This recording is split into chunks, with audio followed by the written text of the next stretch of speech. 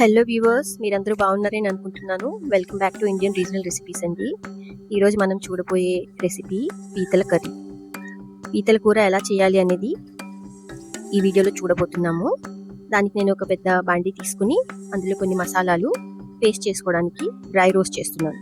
దాంట్లో ధనియాలు కొంచెం, ఎండుమిర్చి, మిరియాలు, దాల్చిన చెక్క, యాలకులు, లవంగాలు, సోంపు, జీలకర్ర, కొంచెం ఎండు కొబ్బరి, వీటన్నింటిని తీసుకొని కొంచెం డ్రై రోస్ట్ చేసుకోవాలి.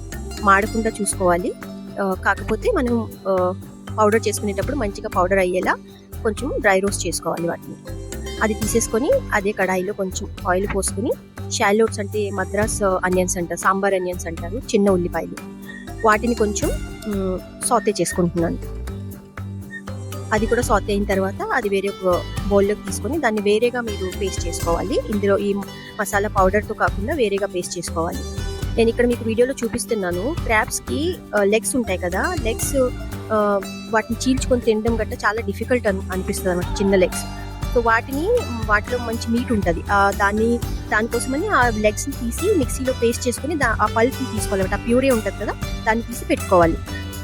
ఇప్పుడు అదే కడాయిలో ఉల్లిపాయలు తీసేసిన తర్వాత కొంచెం ఆయిల్ పోసుకుని పెద్ద ఉల్లిపాయ కట్ చేసుకుని చిన్నగా అది వేసుకుని వేపుకోవాలి. దాంతోపాటు కొంచెం అల్లం వెల్లుల్లి పేస్ట్ కూడా. అల్లం వెల్లుల్లి పేస్ట్ కొంచెం వేగింది, స్మెల్ పోయిందని అనిపించినప్పుడు కొంచెం టమాటో కూడా వేసుకుని దాంతోపాటు కొంచెం ఉప్పు కూడా వేయండి. టమాటో తొందరగా ఉడకడానికి హెల్ప్ అవుతుంది. వేసుకుని కలుపుకోవాలి. ఒక 2-3 నిమిషాలు దాన్ని అట్లా కలుపుతూ కొంచెం సాతే చేసిన తర్వాత అందులో కొంచెం పసుపు, కొంచెం red chilli powder, Kashmiri red chilli powder నేను వేస్తున్నాను. కలర్ బాగుంటుంది కూరకి, అందుకని వేసి అది కూడా కొంచెం కలుపుకోవాలి. ఇక్కడ నేను కూర కారం కూడా వేస్తున్నాను. Kashmiri red chilli powder only colour కోసం ఒక టేబుల్ స్పూన్ వేసాను.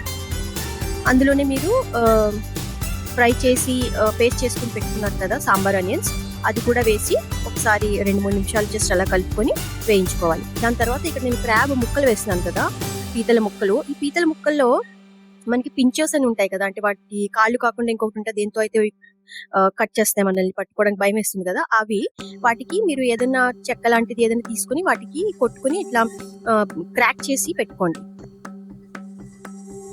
అలా చేయడం వల్ల మీకు తినేటప్పుడు క్రాక్ చేసి తినడానికి పెద్ద ఇబ్బందిగాను ఉండదు.